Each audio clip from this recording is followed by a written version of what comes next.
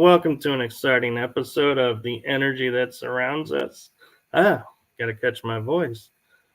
My name is Michael. I'm your host, and we are doing a special episode. This is my first pre-recorded episode for all of you who are going to be watching this on December 5th. This is pre-recorded, so in the chat room, don't feel like we're ignoring you.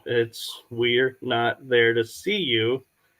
And the reason we are doing a pre-recorded show is because my guest tonight is in the UK, and there's no way I could actually ask her to get up at 3 a.m. to do a live show. That is just asking too much of this wonderful person. And with that, I give you Deborah Lilith Hatswell. Hi, Michael. Thank you so much for inviting me on. It's an absolute pleasure. Well, I'm glad you could come on, and I'm glad we could make this work. And I'm sure everyone is aware of who you are, but for those who are watching in the States who maybe not, can you give a little background to who you are? Yeah, my name's Deborah Hatswell, and I live in the northwest of England, in the UK. I'm a parapsychologist and an investigator. I investigate cases of the strange and the unexplained. I never had an interest in the subject. I didn't come to it because I wanted to be a paranormal, investigator. None of that. That wasn't the plan. But unfortunately, that's how life turned out for me, because I had a series of paranormal events when I was much younger, and I found them very traumatic and hard to deal with. And then growing up, there wasn't really anything or anybody that I could go to and speak to it about. It was a very shameful subject, let's put it that way, in my family. It wasn't discussed outside, and so I didn't have any teaching. I just had to kind of navigate life myself, doing all of the wrong things, making all of the wrong mistakes. And like I say, I think I was 15 when I had an event that changed everything for me, and that was 40 years ago. And I've spent the last 40 years at first trying to find other witnesses, I think for validation for myself, and just to know that I wasn't crazy, because I thought I was crazy with the things that I was seeing. And it led me on a journey where I've met so many people, and I've spoken to so many witnesses now, that I think I've got a good understanding of what it's like to experience a traumatic event and then actually have to navigate life going forward. You know, you still got your job, you've still got the children to see to, a mortgage to pay for, but you might be experiencing things around the home. You might be having events when you're asleep. You know, it might be a UFO event, an event with a cryptid. They're all unique and different.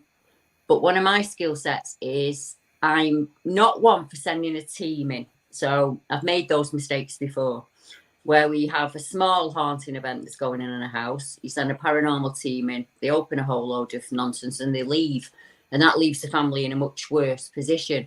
So what I try and do is get them to work with the investigators, but they do really what I call a shutting down ceremony. So we give them the tools to empower them to be able to really set some really intent boundaries. And that's what you should do with any kind of activity, regardless of what it is. And they just need a bit of help and guidance. So that's what I do. And then when they're through that and they're on the other side of it and another case comes in, I'll then ask them if they can help with that case. So it's kind of a pay it forward kind of system that we have. That's incredible. And so I'm curious, with you saying that you got into parapsychology, was that something that you grew up and was like started getting interested in, or is it because of the paranormal? Yeah, because of the events in my life, to be honest. When I was about, I think my first memory of something paranormal or supernatural was in my room at night. So I actually remember being in my cot. I was probably about 2 or something like that. And in England back then, we lived in what we call it's a tiny little house. It has 2 rooms downstairs and 2 rooms upstairs. There's no toilet in it, a bathroom. They're outside in the yard. So I would see things in my room, in the corner of my room, and they used to terrify me, like shadow beings and things like that. And I'd tell my parents what was going on, and they'd say like I was dreaming or I was just being dramatic or being naughty, to the extent where they actually took me to sleep clinic to see if they could cure me of all of this. But mum and dad saw spirit. Gran and granddad saw spirit on both sides of my family. I come from a long line of people who see spirit, but they were incredibly ashamed of it. For some reason, you need to be ashamed if you're Irish in the UK. And B, if you're a medium of any sort, it really is looked down on, and it was for most of my life. So the parapsychology came in. I had to treat myself. I couldn't go to a doctor. I couldn't go to anybody and say, look, I've seen this thing, and it's absolutely terrified me. I was 15. It was the daytime. So paranormal stuff is not supposed to happen in the daytime, not when it's sunny. I was at school, and I didn't go in the afternoon with my friend. We both decided we were gonna play hooky, as you Americans say. It's only about 1:30 in the day, Michael. It wasn't late at night or anything like that. And there's an old abandoned mansion, like an Edwardian mansion, and it's built on an old plague field. So not the best area, but I don't know that at the time. I knew this with hindsight. And there's an energy ley line that runs right through the middle of the building. And I realised later on that probably had some play in what happened to me that day. I was with my friend. My friend was on this side of me, and we were laid down, laughing and talking, and it was a really nice day. And as I turned, I noticed a movement in the greenery and the trees, and this thing just leant out at me, only from about here up. And it kind of went like this, and it was this. I don't know. It was a man and an ape pushed together. For me, he's always been the man ape. For the girl who was me, he's the gorilla man. He was horrible. He was absolutely horrible. He had huge shoulders and huge muscular face. He looked like a Neanderthal or a caveman of some kind. Like normal lips like mine, but obviously much bigger. And no canine teeth or anything like that. Just ordinary human teeth and like almost human eyes. But we kind of locked eyes with each other for a split second. And I acted without, it's not a conscious thought, but I pushed my friend down to the floor so she couldn't get up. And that's how terrified I was. And I got up and I ran in the opposite direction. And when I looked back, he just leant back into the greenery and he was gone. He wasn't there anymore. He was completely gone. Wow. It should not have happened. It was completely impossible, but it did. And not in that moment, because I don't really have much of a memory. Till I just ran and ran and ran and ran. And I remember coming to at what you would call a freeway. So like the highway, the motorway, and worrying about having to cross it. And that was probably my first realistic thought that I'd had since the event. Went home, told mum and dad, no interest whatsoever. They said it's probably a homeless man or something. It wasn't a man in a suit. It wasn't somebody dressed up trying to play a trick on two girls that were there that day. Back then, I thought it was flesh. Yeah, I thought it was like flesh and blood, like a chimp or an ape. So I thought, right, it'll be a circus. There'll be a circus in town. An ape will have escaped.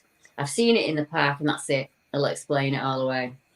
Never ever did. I saw his face again though, in America. Sykesville monster case from the 1980s. So similar time of mine was 82, and a number of witnesses had seen this creature in Sykesville, and the police officer had got them to do a sketch, like an artist sketch, a rendition. And I'm working on a case for a witness, and I'm going through Google trying to find some photos for her to pick out, and I see the Sykesville monster. And I was right back there, Michael. I was crying. Couldn't catch my breath. I threw the laptop on the floor. It was almost like I was back at the event.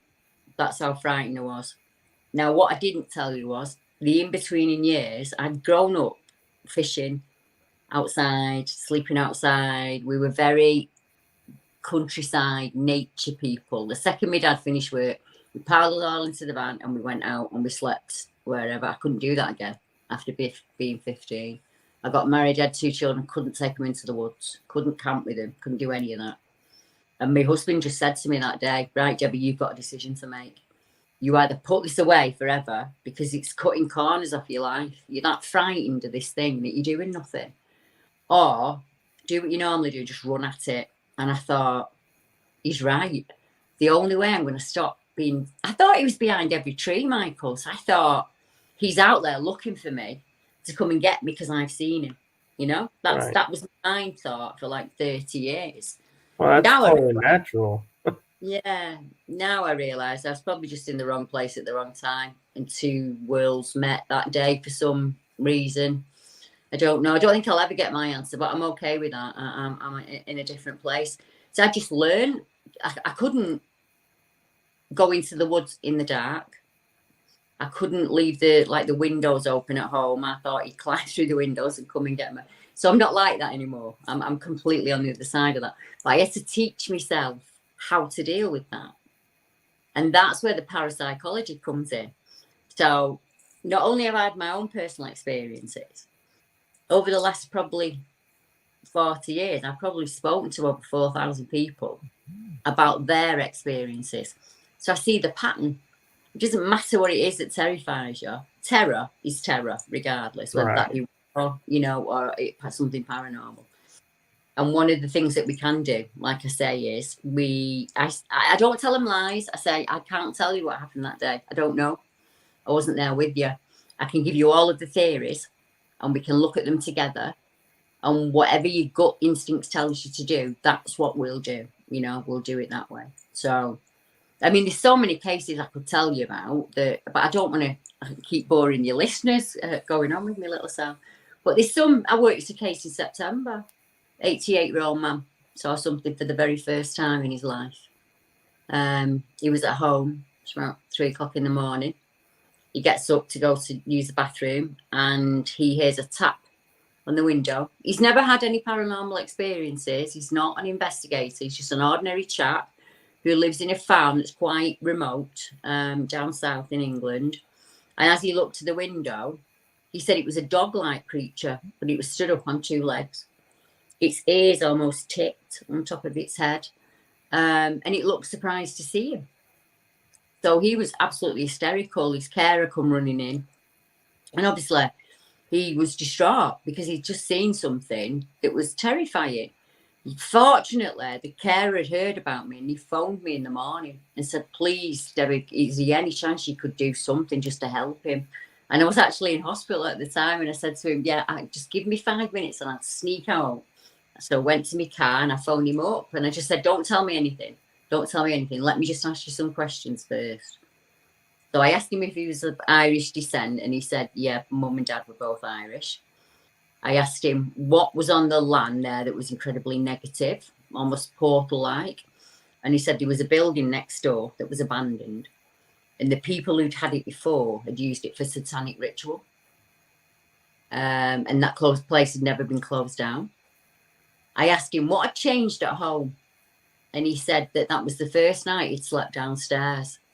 For all the 80 years he's lived there, he's always slept upstairs. But because he was so ill, they put him downstairs. So it was easier for him. And they'd cleaned up and the carers had been, but they hadn't put the curtains back up. So the first time in decades, that living room's lit up bright, with a man in the bed. And then I asked him if he'd been thinking about death at all. And he said, yeah, I have, Deb. I'm 88. I'm at the winter of my life. So I've been and arranged my funeral. And I'm looking back on things, worrying really that maybe some things I've done in life might stop me going to heaven. So he was frightened. He'd made some decisions in his life that he thought would affect his death, And then I asked him and he said, how did you know all these things? So I just said, I've seen it so many times in other cases. If you are of Irish descent, sometimes when you are very, very ill or you're passing on, you will see what they call the death wolf. And it's not as frightening as the name of it sounds. It hasn't come to kill you. It's come to walk you home. So it kind of guards you at your most vulnerable time. And that's why I knew that there would be something on that property that was negative. So I just knew. So now he's in hospital at the moment. He's really, really poorly. But I have got there's somebody down there at the farm and he's had no further incidents. I promised there wouldn't be any further incidents. And I said to him, Fred, If it came for you, it would have taken you there and then, and you would have just become one of the missing. I said, the fact that it was shocked when you saw it tells me it wasn't there for you. If it's shocked that it's seen you, you know, it wasn't there purposely for you. I think you just caught something out. And when we're very close to death, the veil is much thinner, much easier to tune in. So I just assured him that anything he decided were bad deeds, as long as he was genuinely sorry for them, then that was enough. And, you know, God would forgive him and he could pass peacefully and go on to his next life. Because that's all as humans want at the end of the day. We just want to know that we're going to pass on in a nice way. I don't really know any other way. So we don't go to hell, do we? We get all this hell and brimstone. And we put a lot of pressure on people. And I said that to him. And I asked him how scared he was. And he said when he was a little boy of 6, he was involved in the Blitz during the war. And back then they'd go down into the subway. And he was at Bermondsey. And the biggest bomb that was ever dropped in Europe was dropped on the train station when he was there. And he said he remembers being a little boy of 6 and his mum getting his hand and saying, "Come on, son, let me walk you home." He said, and there was a lady on the floor, Debbie, and she had no head. And that was our postmistress. He said, and it was even scarier than that. So that's where the parapsychology comes in for me. I say, right, you can phone me anytime you want, night or day. It doesn't matter, just ring me. If you've got a worry or you're upset or you think there's something around the home, just ring me. Luckily, his carer, I think is a medium, because he's been able to pick up on some things that I didn't pick up on. And we've been in contact probably for years and years and years. So it was kind of serendipitous that it had happened to this guy. But I was able to put him at ease. So after I'd spoken to him, he wasn't frightened. So I'd been able to take that away from him. So for all I am the poorest woman in England, I am rich in many other ways, because that, for me, that was, I was able to help an older gentleman who might that's not. a true gift. He might not have been able to find anybody else, you know. I couldn't. I never found anyone in England that had helped me. And that's why I do what I do, because I think there's so many of them out there, all across the world, who think that they're on their own and they're experiencing stuff and maybe it's in their head or there's something wrong with them. And society will tell them that it's their fault or they're just imagining it. You know, well, you must have done something if you've something demonic coming to your house. It doesn't work. And that's one of the reasons why I love doing the podcast shows, is because we're helping, in my mind, people when they tune in will be like, I've had that experience, so I'm not alone. Other people have had this and feel comfort and be like, okay, so, and the other thing too is going, okay, so if they experienced this, then all these other things I had experienced, maybe there's something to them too. And it kind of gives them confidence and the desire to go within and to research. That's it in a nutshell, in an absolute nutshell. So even if they've not experienced the same thing, seeing how somebody is welcomed or how easy it is to share definitely inspires other people to do the same thing, because they think, I've been holding this. Anything that you have to hold back feels wrong. See, if you feel that there's something about you that you can't share with people, it kind of puts a dark connotation onto it. So, like I said to you earlier, we're just trying to normalise this as much as possible. You can sit in a room with 10 people and say, put your hand up if you've had an experience that you can't explain. And 9 or 10 of them. And if it's not them, it'll be a friend or a family member or someone in the family. As simple as that thing we do where we put our keys down and we know that that's where we've put them and they vanish. And then we have to say, right, come on, stop being silly, put my keys back. And then the keys will come back. Lots of people have experiences like that in their life and they don't discuss it because you kind of file it away. Because it's not discussed, is it? So you just file it away. And I got sick of filing things away. I just thought, this is like drinking poison slowly every day. and just doing nothing about it. Like, so I'm letting this fear build and build and build till the point I was frightened of being frightened, which was absolutely ridiculous. So it's just, now I'm not. I can go and stand in a dark woodland. It doesn't bother me at all, because I realised that, like bullies, any entity out there that's out there to scare me has one weapon against me, and that's fear. And if I don't fear it, there's nothing it can do to me. And I know that sounds really, really simple, but once I worked that one out and then I saw it in practice, I thought, I've got you. I know exactly what to do. I honestly believe that some people from early birth are plagued throughout their lives. Something feeds on their fear. So it will come to the bedroom, you'll see it at work, you might see it when you're driving, it might be a night visitor when you're asleep. But they have this consistent terror all throughout life. And if I can teach them to not be scared of it in any way, we've already won a battle, because they're discussing it with me, you know? So it's out there, and like anything, once you start talking about it, it's really, really helpful. And then I just say to them, if you need me to stick around for, 4 or 5 weeks, you just ring me when you need to ring me. And 9 times out of 10, they don't need to. They're just really grateful that there's someone out there who said, yeah, no, I have heard of other people who are sharing what you're sharing with me now. I've spoken to other people who've been in the same situation as you, and this is what they've done. And if you want, I can put you in touch with them. And then, let's jump on a Zoom call, and I'll introduce you to everyone. We'll have a coffee and a chat until you feel comfortable. I kind of strive to do that, Michael, because I really believe that human beings genuinely are nice people. I know not all of them are, but genuinely, the people I meet want to help others, and they don't mind helping others. They're not out there to make a buck or anything like that. And I've never met a person yet where I could message you tomorrow and say, Michael, there's somebody, in Texas, and I'm worried, he's going through, so would you have a chat with him? And then you have a talk with him. That guy knows that there's somebody in the same state as him that understands him. He feels heard finally. He's known, as we say in the UK. We now know his truth. And every human being on the planet just wants to get their truth out there, before they pass. Yeah. And I would imagine you are.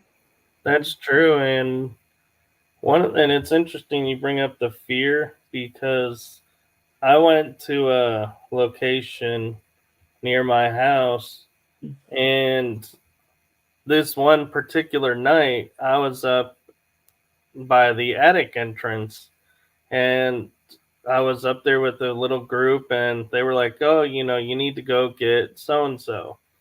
And so I was like, they were like, okay. And I had no fear of what was there. And I could feel like pressure on my arm, and it would let go. And I was like, well, I don't like to antagonize the spirits, but I was like, something inside me said, this is a rare moment, engage. And next thing I know, I start going, do you know who I am? And they go, yes. And I go, are you afraid of me? And it goes, yes. And I said, did you try to grab me? And they go, yes. And I go, you burned your hand, didn't you? And they go, yes. And it scared them that they could not get to me. Could not manipulate you. Why do they start with a young child or somebody who's sick and injured? Because they like any bad thing, they want to get you at your most vulnerable. Because they feed on this bloody fear. And I don't know what that's to do with. I mean, I don't even know what name to put to that. I just call them energy feeders. I've spoken to females that have been, I can't say the word on YouTube, but almost an entity situation where something is in that bed and has very bad intention to them. And I've spoken to males in the same situation, like a succubus or incubus kind of interaction. And I often ask them if anything happened when they were in the teens, because that's when we come into that kind of energy. And for some unfortunate people, that's when it starts, in their teens. And they can suffer with that till they're 60 or 70. And it might be the first time they've ever spoken about it to anybody. And I always say to them at the beginning, I get it, I'm a complete stranger. When I first ring you, let's not talk about the event. Let's just have a chat. You have a coffee, I'll have a coffee. We'll just have a chat and feel each other out. And then if you're comfortable speaking about it, then we'll do that. Because I think you get more out of them when they're comfy. Right. So a lot of people will say to me, my daughter said it to me today, and she said, Mum, do you know, like you used to drink in your 20s? Are you not worried that people will know that? And I said, no, Erica, I'm not worried at all. My paranormal experiences led me to the fact that I would drink to try and escape that. So I had a problem with drink. I haven't had a drink for almost 20 years, but back then I did. And it was fear. I was still running away from the fear, you know? So I think if you're honest with people and you say, no, I've made all the mistakes in the book, all of the mistakes in the book, believe me, and some of them I've made more than once, but it gives me a unique outlook. So it's like, I understand why I did that. I understand why I went through those things. Any other fear activity, you sat down with someone and you debriefed. So if you're a police officer or you're in the army or, you know, special forces, if you have some form of interaction that's terrifying, like war or death, you debriefed. So they talk you down. If you've seen a UFO or a Bigfoot or a Dogman, you know, entity in your bedroom, there's no debrief. There's get on with it yourself whilst trying to protect your family, not knowing what to do. You've got all this confusion. And I just think, how many of them are out there in that same situation thinking, I'm on my own with this? And all that they're seeing out there at the moment is just paranormal teams going into the house, curing everything in 20 minutes and walking away. And that is not a true picture of how you shut down any form of attachment. You can't do it like that in just one go. It's absolutely impossible. You might be dealing with a being that's probably ancient, might have been on this earth millennia. So people will say, well, that's fine. I'll use the word of God. Well, you can. But if it has no respect for your God, nothing's going to happen. The only thing that can stop that coming and feeding on this person is this person saying, no, enough. You won't come through my door. You won't enter my bedroom. You won't be on my land. You won't show yourselves to my children. And when I can teach them to say it like that, it shuts down. It shuts everything down. So I don't have to send a team in to make things thousands of times worse. You know, I just have to make that person. Sometimes I'll say, what would you do if it was a man that walked into your daughter's bedroom? And what would you do, Michael, if someone came in your house, walked up the stairs and went into your daughter's bedroom? It wouldn't make out. I don't think he'd be walking out of the house. Well, that's what you need to do to spirit and negative energy. You set clear boundaries. You don't have to be disrespectful, but you meet them as an equal and not as a lower. And you say, enough. This is not happening anymore.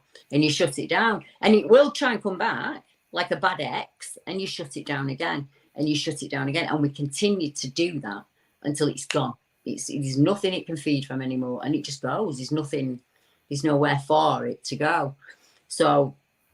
Right. You activate universal law, which exactly. is what I was taught in metaphysics. And yeah. And the key to it is you have to stand in the power of yourself, nobody else, and own the words and believe the words and use the commanding voice with it. And that's the key, because a lot of people will say, well, I did that, but then a couple of days later, I was talking to a friend about it and it came back. I said, because you invited it back when you talked about it. When you let it go and release it, you cannot talk about it, because that's like an invitation back. We're all energy at source, whether we're humans or we're beings. And when you feed that energy, it grows. So if you give it what it wants, which is attention, like a naughty child, it grows, you know. In the same with your guide, when you meet the positive guide, the more you trust them, the more your abilities grow, because you believe that you have these abilities, you know? And I think every human being has them at varying degrees. And society shuts that down. As soon as you start seeing something as a child, you're told it's an imaginary friend, or you're just daydreaming, or, you know, so you eventually, by the time you're 7, you don't discuss it with anyone, and it kind of pales off for most folk. But then they shut down for life. So you don't want that either, because each of us, every single one of us on this earth is here for a reason. Thousands and thousands of people had to fall in love, Michael, for you to be here and born. And that's not for nothing. So you found your skill set. Your skill set is talking to people like me and being a paranormal investigator, and you use your ability for good. If you were a different man and it was about ego and kudos, it would all go very negative. You would be getting negative attachments because that's what you want. But I don't know if you have, but I've worked with people who have these attachments, and I've told them how to get rid of it, but they're quite happy having it. No, he's been with me since I was 21, and I asked for him in a moment of anger, and I think, there's nothing I can do here. There's nothing I can do because you want that relationship with it. I don't get that. Have you ever worked a case like that where they're quite happy to, almost like it's entertaining? I do know of some people who have like guides that they call attachments, and they're friendly and they help them. And so I'm like, that's one thing. But I said, but don't blindly let them take control of you and dictate your world. As long as it's symbiotic, that's fine.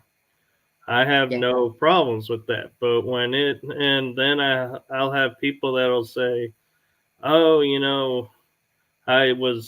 when I was young, this happened, and ever since then I felt this. And I was like, did you ever want to let that go? And they're like, well, but it keeps me safe. And I'm like, is it though? Or is it keeping you from doing things? And that's the trick you have to get their mind to wrap around, is to go, yeah, is it holding me back, or is it actually helping? And if it's holding back, then it's time to let it go. And sometimes it's easy for people to let it go and it release, because it's like, hey, food source no longer here, moving on. Or if it's like, well, you're kind of wishy-washy, so I think I'm going to hang around because I might still be able to get some more out of you.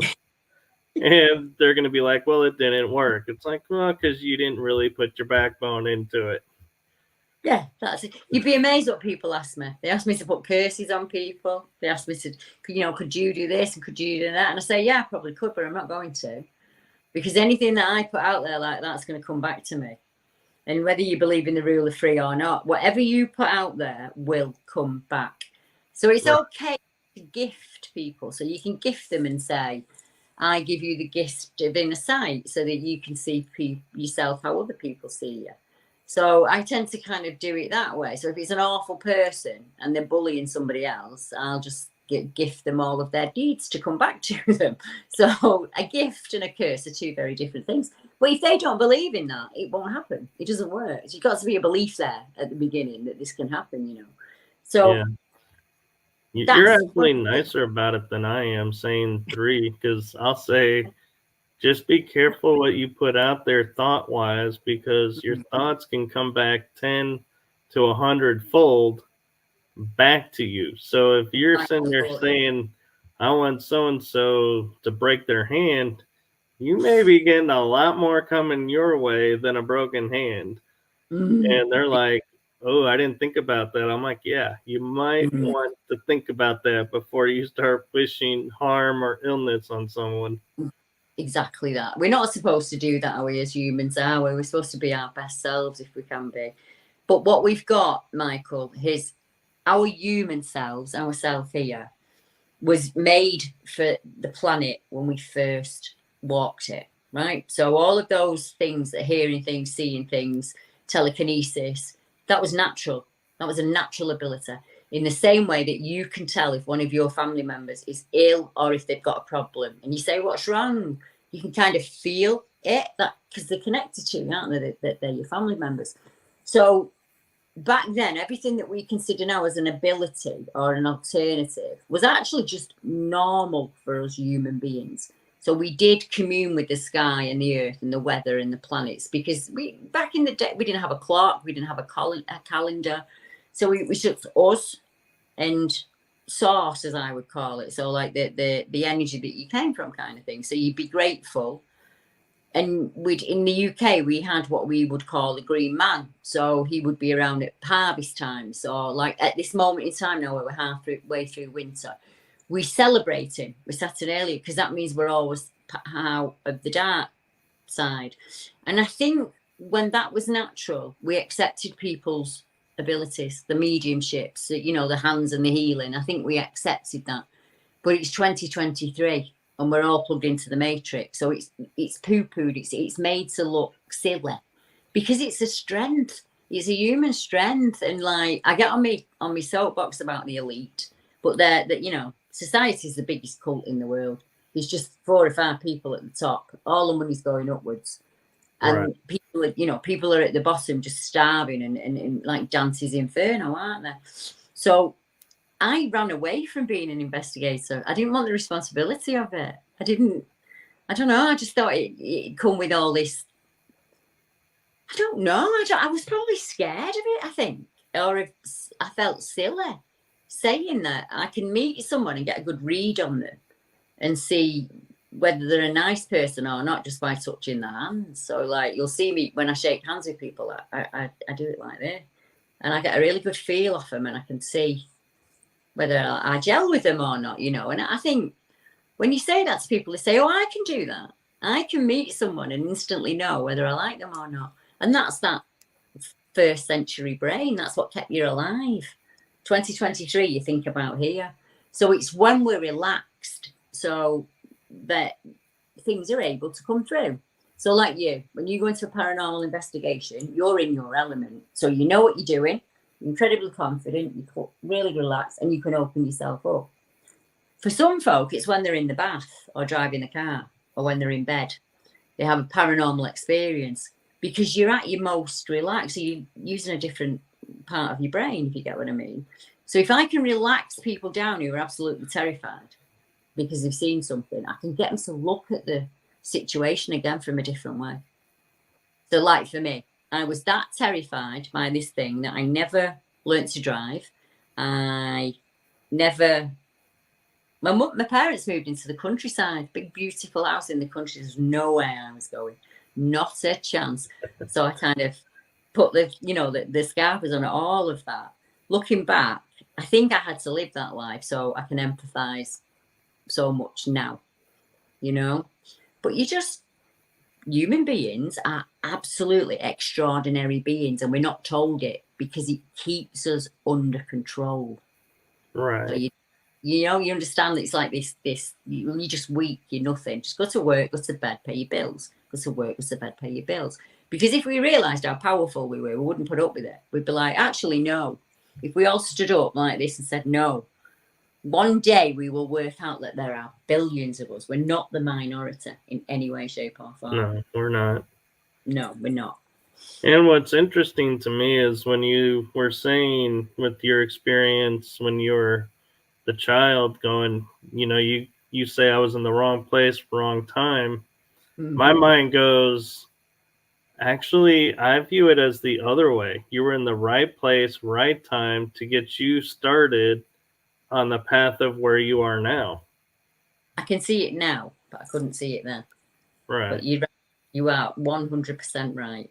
If that hadn't have happened, I wouldn't do what I do now. So all those people that I've helped, I wouldn't have been there to help them. So how did my mum say it? It didn't happen to you. It happened for you. And it's like, I get it. Now I get it. So some of our hardest lessons in life are really, really good teaching moments. Yeah, go on. Sorry, I didn't mean to jump in on you. Oh, no, that's okay. I was going to ask a question, but I'll let you state your point. Well, you know, I said I make mistakes just like everybody else. I tell everybody to listen to the gut instinct. If you're going to go to a place and you get that, oh, don't go. So I'm in the car one night with my husband, and what we do, me and him, we do a lot of clearing works. So we'll go around to areas that used to be of worship in the UK, where lots of dark and negative things are happening, and I will try and change the energy of that area. So it might have been an ancient burial site, but now we're riding motorbikes on it, you know, so the respect isn't there anymore. It turns negative. So we do a lot of work like that. And I tend to just drive. I just say to him, just drive and let's see where we go. And I'll wait till I get the feel.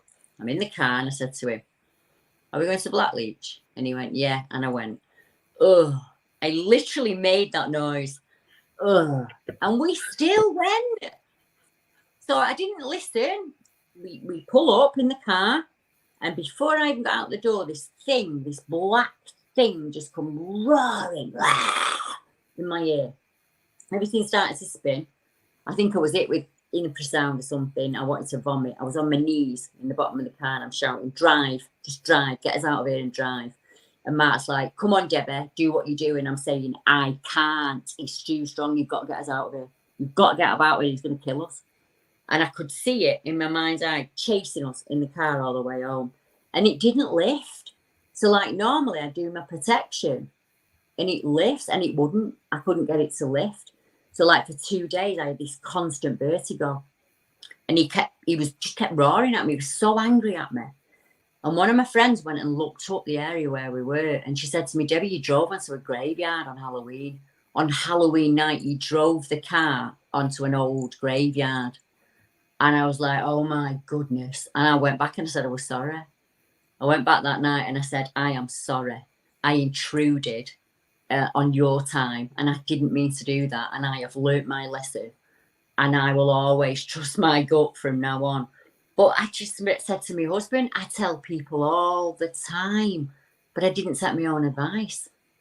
But that's the only time, Michael, I haven't been able to get it away from me. It sounds like you came across a guardian.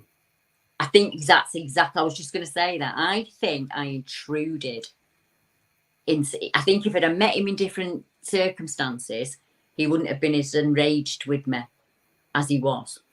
But I just stumbled into something stillily, didn't listen to the warning and expected everything to be fine, you know. And I don't think he would have listed if I hadn't gone back and said sorry. I think he was just going to keep going at me until I learned that it isn't okay to do that. You know, it's just not okay. I should have researched where I was going before I went, and I didn't. And I do now. I always do now. I know. So one thing I'm curious about is you brought up some of the cryptids that you've come across. Do you look into cryptids because of your own natural curiosity or experiences, or does it come from casework and you're like, you know, this sounds really interesting. Let me learn more about this. I never had an interest. Never. I don't know how to describe myself growing up. I was very outdoorsy. I like to ride a horse. I like to be out with my dad fishing and didn't spend a lot of time doing TV and things like that. And honestly, back then in England, we only had 3 TV channels.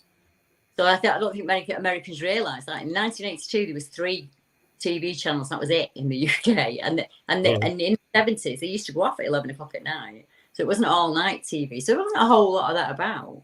There'd be some American programs and my dad had watched them. But as a kid, I was probably out every available moment. I had to be outside the house. I was outside the house. So I didn't have an interest in it. And when I saw that thing at 15, I didn't know what it was. So the only thing I could look for then was like a caveman or something. And I told you, I jumped on the CB radio and I started speaking to people. I'm quite lucky. I live in one of the highest points in the UK. And we have a huge radio transmitter quite close to home. So I'd go up there on the CB radio and I'd speak to truckers and eventually long wave radio and short range radio. And I speak to Americans and they tell me about Bigfoot sightings and Sasquatch. So they say to me, what did it look like? And I'd say, well, it looked like an ape. And it was all hair covered. And it had like really muscular jaw and like its headpiece here was really muscular. Sounds like Bigfoot. So, but Bigfoot's a 10 foot tall and he's not 10 foot tall. But I didn't realise then that cryptids are different in different areas. And so like you might see an American giant in the northwest of America. It might be 9-10 feet. But down in, say, Kansas or Ohio, I always can't pronounce that. It might just be maybe 6 foot. You know, the skunk man's only about 6 foot in Florida. So I realised that it was different. So I believe what I saw back then was a cryptid. But I don't know what he was, whether he was flesh and blood, dimensional, I don't know. So I predominantly studied Bigfoot, Sasquatch, cryptids all across the world. I did that for about 20 years. So that's my main area of expertise. All of my paranormal work was done not online. That's private. That's only something I've started letting people see in the last 4 or 5 years, because I did it separately. And in the UK, it's just really hard to come out and be a witness to a creature anyway. So there's nothing people can say to me that would offend me. They can call me a liar. It doesn't matter. I'm over that now. I'm over all of that. But yeah, so it's never an interest. I started doing the research looking for answers. So in the same way that someone had witnessed a spirit and then end up eventually being a paranormal investigator, because the only way I think I could understand it was to look at all aspects of it rather than hiding from it. It got bigger and bigger. So when I started studying it, I realised I was good at it. It was something I was good at. It was a skill set. So I started mapping cryptid reports all across the country. And then as cases had come in from like America or Russia or Europe, I'd map them as well.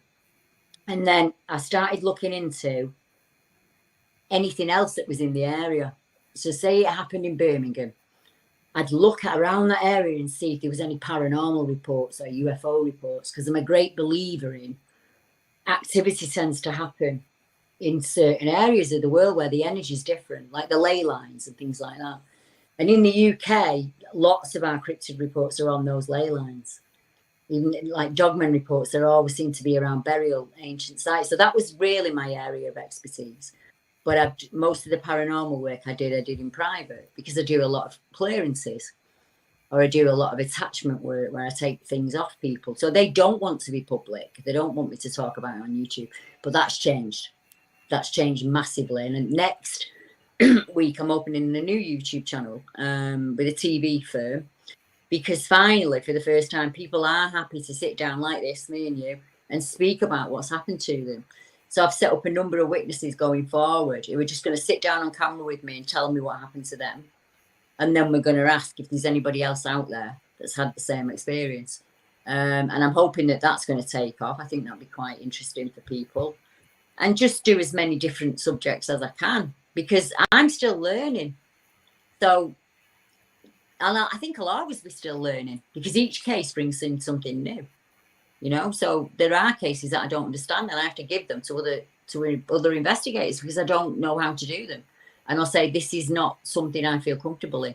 So let's go to somebody else. Let's find somebody else who I think can help me. That's how I met Andy Coates, because he'd had experiences of his own early on. He had a real interest in the subject. He wanted to know why. And he was quite happy when I said to him, Andy, is there any chance you could speak to this lad? He's a working class lad like you. And he'd say, yeah, not a problem, Deb. And I've kind of set up that reputation now in the UK, where people know that they can trust me. And you don't have to share your experience on publicly. You can speak to me and I won't tell anyone, you know, if that's what you... I like to put the control in their hands. So if they'd just rather just have a private phone call, then I do that. But now, more and more people are like, no, it's fine, Deb. Just put me on. I don't mind. Just film me. It's time. I think the need for answers eventually takes over the fear. So you can kind of put, especially when you get to our age, because I think there are 3 times in a human's life when our energy jumps up. So when you're like, for girls, it's like 13, 14. For boys, it's a bit older. It's about 15, 16, when they mature. So you come into that sage energy, as they call it. And then when you're in your 30s, when you become a parent for the first time, so you're like in your 20s, 30s, your energy changes again. You become very protective. And what we don't realise is sometimes energy can pick up around them. And when you get to my age, I'm 56 now, I'm the age of the crone. So there isn't anything that worries me now. So I'm here to teach the younger ones as they're coming forward, you know. And I think, why didn't I learn that at school? That our energy changes as we grow, you know. Why didn't I learn at school that lots of people see paranormal things around the house? Or lots of people see UFO. Well, you know, why aren't we taught these things? Why isn't it not normal? So my parents could have said, well, actually, Deb, we don't know what it is, but other people do see it.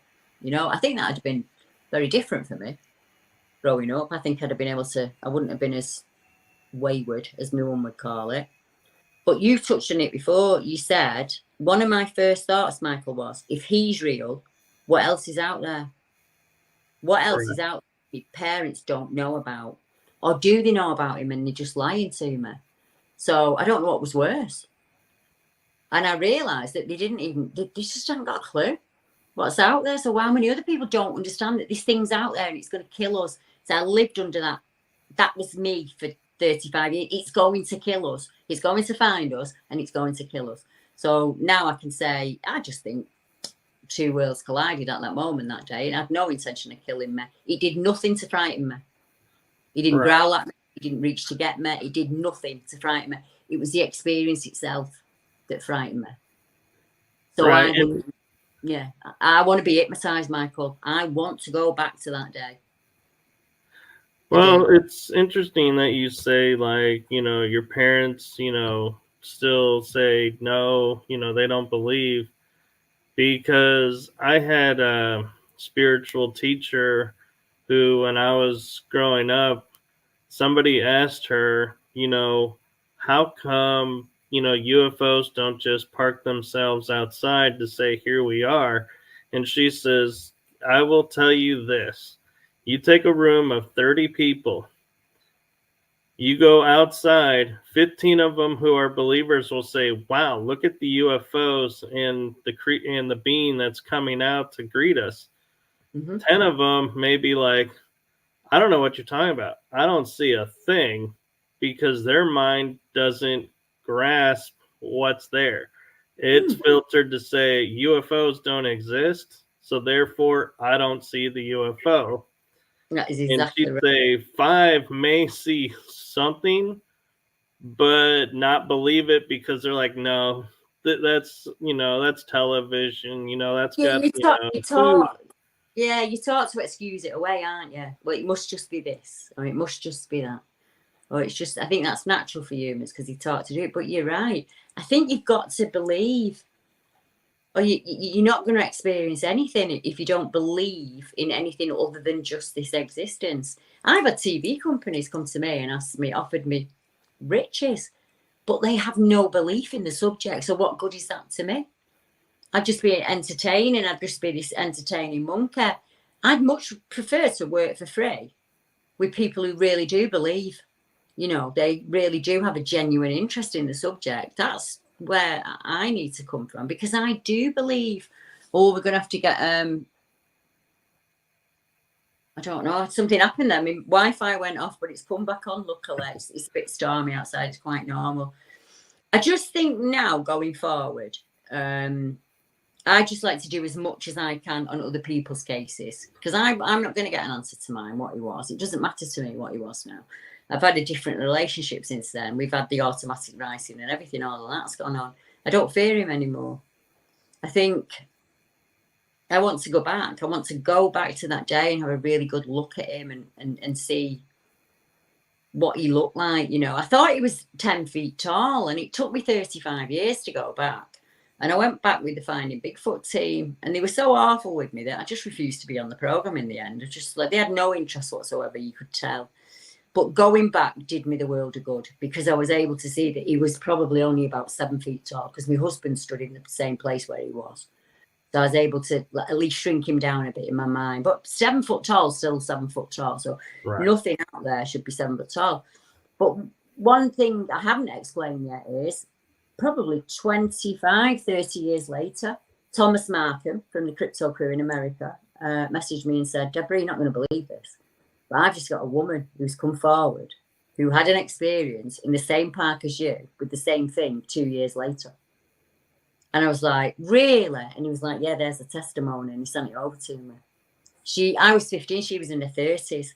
So it was 2 years later. It was about 5 p.m. for her, but it's winter. So where I live, it can go dark at 1:30 in the day, right? So it's quite normal for it to be dark at 5 p.m. She's walking the dog and she's having a cigarette. And as she's having a cigarette, she looks, and there's this thing stood there, same place where I saw it, but she saw all of him. She said, at first I thought, he's got nothing on his feet. And when I looked, I could see his male area, and I realised he had no clothes on whatsoever. So she's processing this thought in a millisecond. you know, as she's seen it. And she said he was completely covered in hair. He looked like a chimp and a man pushed together. He had a kind of a pot belly and a bit of a hunched back to him. A flat nose like a boxer, and that's definitely what I saw, and like human lips. So she saw exactly the same thing as me. So I just went public with it in the UK and just said, if there's anyone else out there, well, I found a man in the 1950s who works in the same area, was walking to work early one morning and saw a chimpanzee drinking water from a stream with cupped hands. In the 1970s, a gentleman who used to sell ice creams was finishing work for the night in the dark, and he went to have a quick pee at the side of the golf club, and he saw what he described as a hairy, naked man chasing a fox on the golf course, believe it or not. Then in 2012, we have a gentleman out on a mountain bike trail, and he looks off to his right and sees this gingery looking creature kind of hunched like a gorilla would be on its knuckles. Right. And it looks at him and takes off into the bushes, gone. 2015, we've got a gentleman, same area, with his son walking. They say a grey figure that stands up at the side of where the trees are, and they kind of look at it through the mist across the thing, and it just goes. So the dad goes over to see where it is and realise that it's been stood in a dip. So for him to be able to see it, it would have had to be 7 or 8 feet tall. Then you've got 2 ladies next to the mansion house where I was. One of them's having an anaphylactic shock. They've had to phone the ambulance to come out. She's out there, lay over the car, gasping for air, and this grey thing growls at them out of the bushes. Then, I've not finished it, then we have 4 men playing golf on the golf course who, middle of the daytime, see something, what they think is a thief who's coming for the expensive golf clubs, kind of scooching about in the rough. So they're waiting for these like thieves to come running out, and this creature stands up, and they said it's kind of gesticulating with its hands to them as if to say, go away, go away. And without thinking, they step forward, and as they step forward, they hear a call, like a scream, a cross between a scream and a snarl come from the left of them. So they look, don't say anything, and when they look back, it's gone. The creature's completely gone. All this happened in a 2-mile radius from the 1950s up to 2021. So I wasn't the only one in my town, but each and every one of those witnesses thought they were the only one in my town. And if I hadn't gone public with it, we would never have known that. All of those tales would have just gone into obscurity, and it would have gone. So I don't know if we saw the same thing because the descriptions are different. For me and Brenda, the lady in 84, he was very dark haired. I would say not black, but like a bear, like a black bear. But when the sun hit him, there was a kind of organ, a redness to it, you know, as if it wasn't completely brown. Does that make sense? It does. And I'm noticing time-wise, we're at the hour. I don't know if you need to go or if you have time to answer a few more questions. I've probably got another 10 minutes, and then they'll have to go. My husband's waiting to go to bed. Okay. Well, no, buy some questions. You can always bring me back on. I don't mind. I'll definitely be bringing you back on because I am fascinated by this, and we've only touched I feel like, tip of what is going on with you and all that you have to share. But one question that just came into my mind that I am curious about to ask is because all of this was in a 2-mile radius and the sightings are so random, do you feel like there could be an entrance to like Hollow Earth or another dimension, that they're coming through portals and that's why the situation is the way it is with them? I do. I think some of the creatures that we see are flesh and blood, the ones that leave footprints and hair behind, and the actual flesh and blood creatures. So you could put Bigfoot and Sasquatch into that. But they've also been seen to just vanish into midair, leave one print in the middle of a snowy field. So I think there's a dimensional element to it, me. I really do. I think what I saw that day was, I call it the quantum world. I think there are other worlds that run alongside us.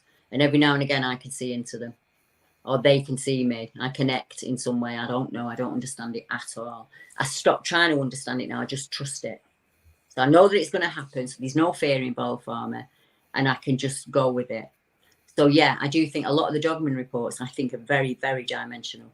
And I think some things are ET in origin. And I also believe, Michael, that there are entities out there or beings out there that will appear in a way to either A, make you accept them, or B, to terrify you.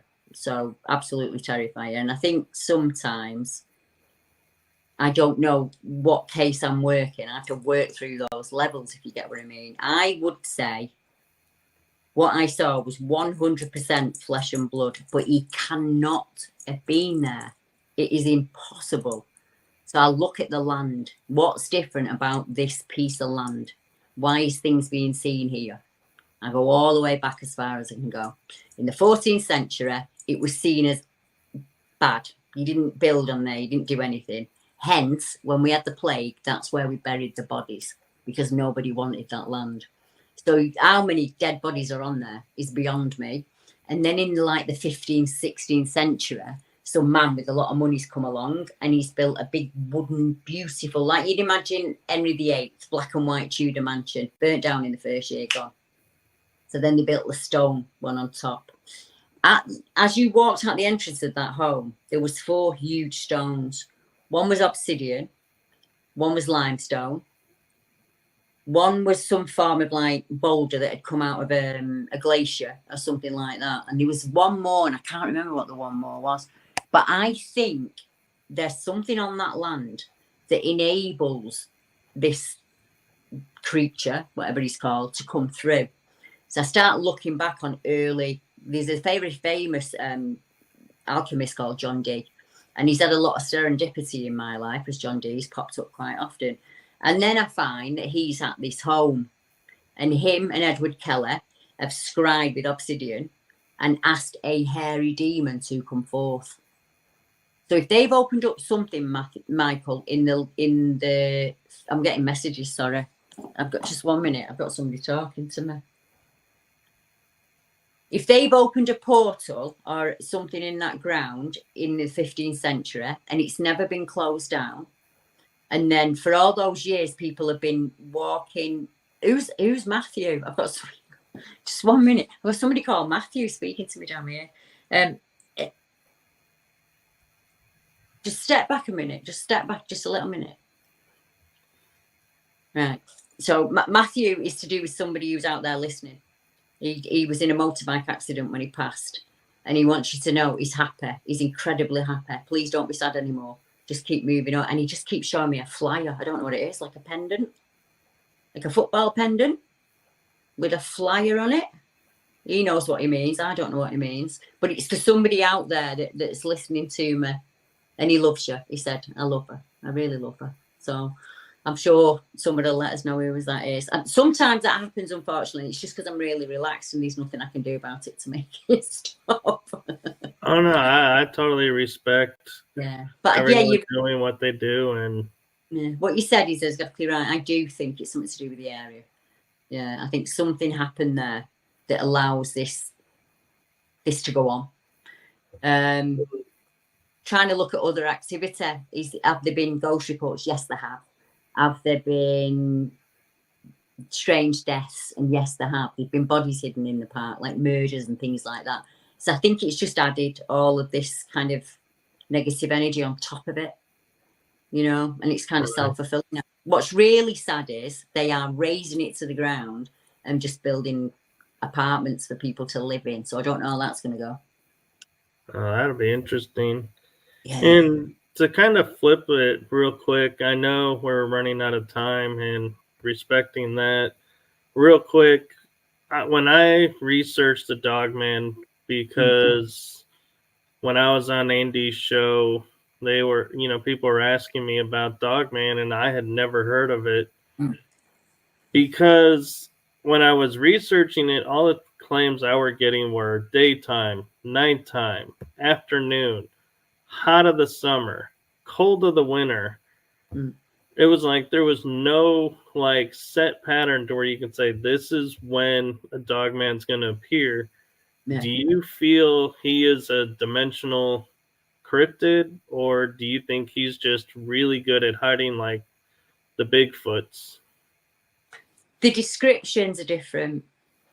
So some witnesses say what we would describe as a werewolf: ears on top of head, snout, tail, hands and paws. I think they are dimensional. I think they come in and out dimensionally.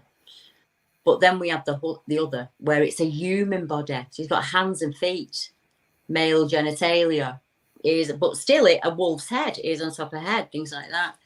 There used to be old tribes called the Benedante, Cynocephalese, Scottish Wolvers, and they were dog-headed creatures that fought on behalf of man against negative influences. Saint Christopher was said to be a dog-headed man, a little bit like Anubis.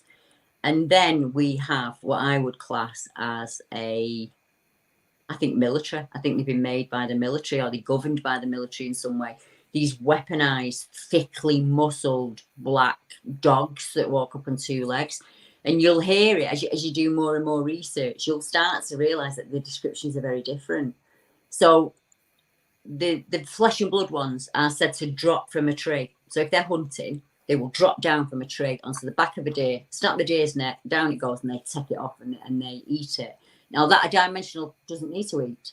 It doesn't need to be near to water because it's dimensional in aspect. What I don't know, Michael, is why are they here? Why are they here in our plane? So many of them are seen around ancient burial sites and modern cemeteries, yeah, and that's in the US and in the UK. So I think there's a connection to death somehow, like Anubis. So I don't know if some of them are actually guarding that portal to stop things coming through, or are they guarding it in a way of like so that they can use this power against us? I don't know. But I think your listeners will say, because they'll be listening to other podcasts and they'll think, she's right. Some say hands or paws. Like the chap in the farmhouse where something knocks on the window. He said it was somewhere a cross between a hand and a paw. But yet other people have seen them with actual hands. So they're manipulating things and they've got real hands. So they can't all be flesh and blood, can they? Some of them have got to be dimensional. They're coming in from other dimensions. And lots and lots of the reports of like the weaponized ones, the hybridized ones, happen on military defense land. So always on an old military base, or the area in the UK, so on the northeast coast of the UK. So you remember we were at war with Germany. All of our battlements are along that coast. So a lot of our MOD land is along that coast, and there is a high number of dogman and werewolf reports along that coast. So people are still seeing them 21, 22, 23, but they're on the military defence land, and the military have packed up years ago and gone. So are they tied to that land in some way? I just don't know. And they seem to be the ones, this is what I'm touching on, that are often described as predator-like. So people see, like the Predator film, this almost prismatic being moving through the woodland. You can't see it, but you can see the trees moving around it. And that, to me, that could be tech of some kind, I don't know. But that's an ability that I cannot describe. Almost like they are mirroring their surroundings, like the being in the film. And that worries me. I don't know what's scarier, seeing a 7-foot-tall dog man, or knowing it's there but not being able to put your eyes on it. How do you fight that? You know, that's a question to end on, isn't it? That is a great question to end on. And before I end it real quick, where can people find you if they want to ask you questions? I've made it really easy, actually. Everything's just under my name. So if you put Deborah Hatswell in YouTube, I'm going to pop up. You just put my email addresses out there. It's just debbiehatswell@gmail.com. But in a moment, when we finish, I'll send you a link that you can put into the description. Or if anybody asks you, you can just send them to the link. It has everything of mine on there in just one handy place. And I'm more than happy to help you. And if I can't help you, I'll stay with you until I can find somebody that can. And they might get in touch because they want to help me. If you're out there and you want to help people in the same way that I do, just hit me up. because I've got hundreds of witnesses all sat waiting to be helped. Awesome. Well, thank you, Deborah, for coming on and taking the ride with me on this episode. And we look forward to having you back on, because I'm sure we're going to have a lot more questions and there's a lot more to talk about. And so thank you. And I hope everyone that when they're watching this in the chat room has a wonderful night, day, or evening, wherever they're at. Next week, join us as we have Vicky Joy Anderson coming on. And so I am going to play our outro to say good night to everyone out there. And so thank you for watching. Night, everyone. You have just listened to The Energy That Surrounds Us with your host, Michael Kopf. Be sure to tune in next week for our next episode.